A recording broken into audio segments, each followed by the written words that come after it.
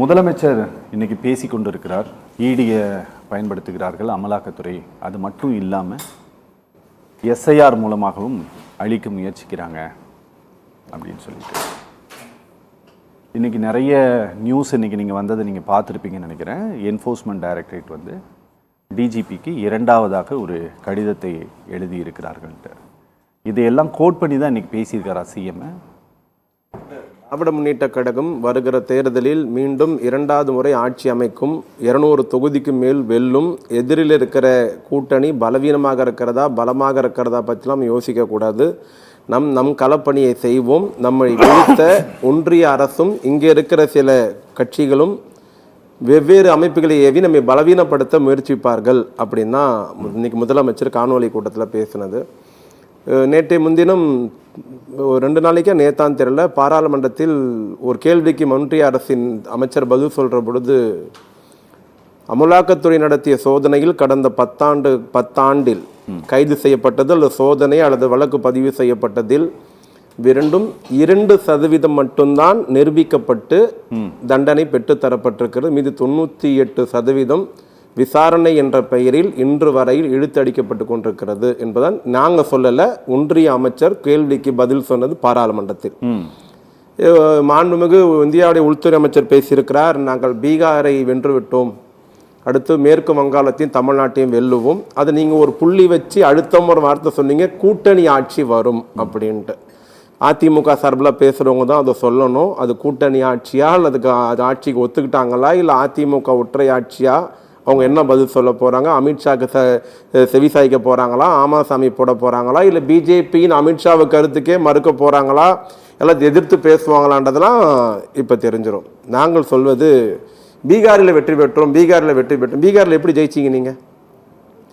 உங்களுடைய ஃபோக்கஸ் ஓட்டு ராகுல் காந்தியுடைய 26 நாள் தொடர் யாத்திரை மக்கள் கடல் அலைப்பில் கூடியது, மிகப்பெரிய எழுச்சி.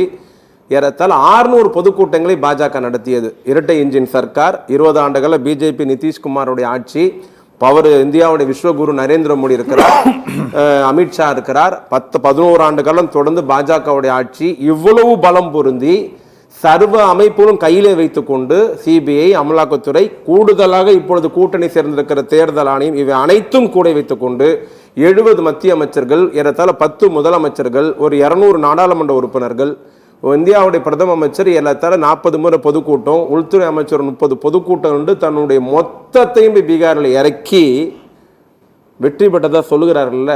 அது நடுவில் என்ன பண்ணாங்க, அப்பயும் நம்ம காசங்க செல்லாதுன்ட்டு 1 கோடி குடும்பத்திற்கு 10,000 ரூபாய் பணம் கொடுத்து பெறப்பட்ட வெற்றி அல்ல, பறிக்கப்பட்ட வெற்றியாக தான் பீகாரை பார்க்கிறார்கள். நீங்கள் இன்னைக்கு லேட்டஸ்ட் வீடியோ பீகார் எடுத்து பாருங்க.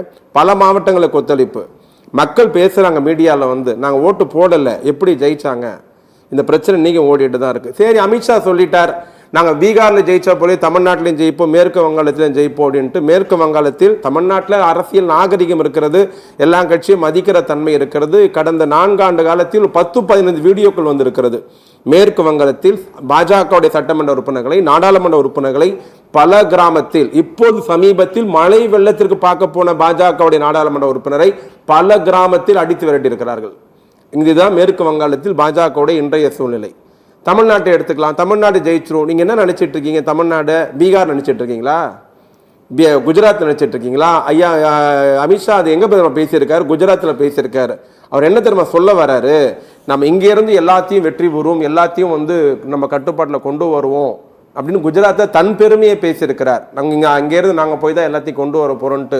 நான் இன்னும் ஆதாரப்போம் ஆணித்தரமாக சொல்லுகிறோம், தமிழ்நாட்டை அவர்களால் எந்த காலகட்டத்திலும் 26 இல்லை 31 கூட எந்த காலகட்டத்திலும் தமிழ்நாட்டில் பிஜேபியால் அல்லது பிஜேபி நம்புகிற கூட்டணியால் காலூன்றவே முடியாது. ஏங்க காலூன்ற முடியாது? மக்கள் ரொம்ப தெளிவானவர்கள். என்னென்னவோ குழப்பம் பண்றீங்க. அதான் தமிழ்நாடு முதலமைச்சர் சொல்லியிருக்கிறார், தமிழ்நாட்டின் வளர்ச்சியை பார்த்து பொறாமைப்படுகிறார்கள். தமிழ்நாடு எல்லா துறையிலும் முன்னேறி இருக்கிறது. தமிழ்நாடு இந்தியாவில் மற்ற மாநிலங்களோடு போட்டி போடல, வெளிநாடுகளோடு போட்டி போடுற சூழ்நிலையை தமிழ்நாட்டை உருவாக்கி வைத்திருக்கிறோம். இவங்க மெட்ரோ ரயிலுக்கு நிதி தர மாட்டாங்க, ட்ரெயின் இல்லைன்னுவாங்க, ஆனால் தமிழ்நாடு வேணும். 100 நாள் வேலை வாய்ப்பு திட்டத்துக்கு பணம் தர மாட்டாங்க, ஆனால் தமிழ்நாடு வேணும். ஜல்ஜீவன் திட்டத்துக்கு 3300 கோடி ரூபாய் பாக்கி இருக்கு, ஆனால் தமிழ்நாடு வேணும். கட்டாய கல்வி 25% 850 கோடி ரூபாய் ஒன்றிய தர வேண்டிய பணத்தை தரமாட்டோம், ஆனால் தமிழ்நாடு வேணும். தமிழ் மும்மொழி கொள்கை ஏத்துக்கினாதான் இந்திய படிச்சாதான் நாங்க நிதி உதவியே தருவோம், இது போடுவீங்க, நிபந்தனை போடுவீங்க. ஆனா தமிழ்நாடு வேணும் உங்களுக்கு. இந்தியா இந்த ஒன்றிய அரசுடைய எல்லா பொதுத்துறை நிறுவனங்களும் தமிழ்நாட்டு இளைஞர்களை புறக்கணிப்பீங்க. ஆனா உங்களுக்கு தமிழ்நாடு வேணும். இங்க தமிழ்நாடு வந்து எந்த விதம் வெள்ளம் வந்தது. உதாரணமா நரேந்திர மோடி 2014 வந்தார், 2025 11 ஆண்டு காலம். இந்த 11 ஆண்டு காலத்தில் ஒரு 7-8 புயல் கடுமையாக தமிழ்நாட்டை தாக்கியது. அது அதிமுக ஜெயலலிதா இருந்த போதும், எடப்பாடி இருந்த போதும், ஓபிஎஸ் இருந்த போதும், இப்பொழுது நாங்க வந்த போதும் பேசுற அதிமுக உறுப்பினர் மனசாட்சியோடு பேசுறாங்கன்னா அவங்க தெளிவா சொல்லணும். எந்த புயலாக இருந்தாலும் தமிழ்நாட்டு கேட்ட நிதியை ஒன்றிய மோடி அரசு தரவே இல்லை.